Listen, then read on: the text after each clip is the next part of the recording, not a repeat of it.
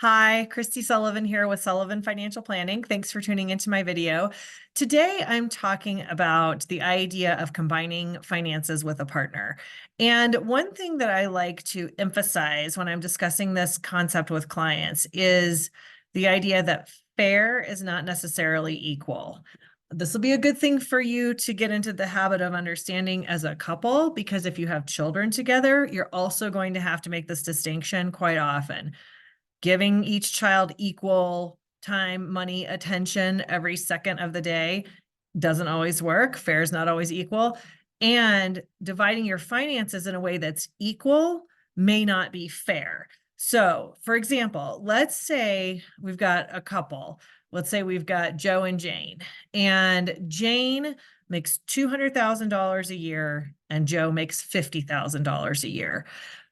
And they have decided that they want to split everything equally, and then whatever anybody has left over, they can spend, they'll split the essential bills equally, and then whatever anybody else has left over, they can spend the way they want. You can see where this could be a problem. Jane can afford much nicer vacations than Joe, but they might like to go on vacations together.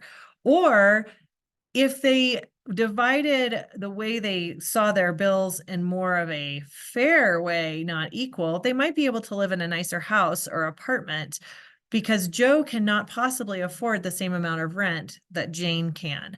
And Jane can afford more rent, and maybe she feels awkward or that she doesn't want to live in a roach infested apartment.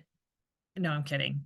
It's not going to be roach infested, but she would like to live in a nicer place than Joe could afford with his half, or his half being equal to hers. Also too, this goes back farther, or excuse me, forward farther than just paying bills. What's going to happen, Jane, if she always out earns Joe by 4 times, she will always have the ability to save more for retirement, more in the emergency fund. Are they going to take this into their old age where Joe has less saved for retirement, so he is somehow punished, even though he saved the same, say, 10 or 20% of his income into a retirement program as Jane did? It'll never be as much. So again, come to things in a way that is not just like, oh, we're going to split everything 50-50. That seems easy, but it can really lead to resentment and difficulty down the line. Also, things may change. Jane may decide to stay home with kids for a little while, and Joe becomes the primary breadwinner. Then if there's this struggle for power that came from finances and earnings within the couple, that will switch. And again, that could cause a lot of rub and discontent.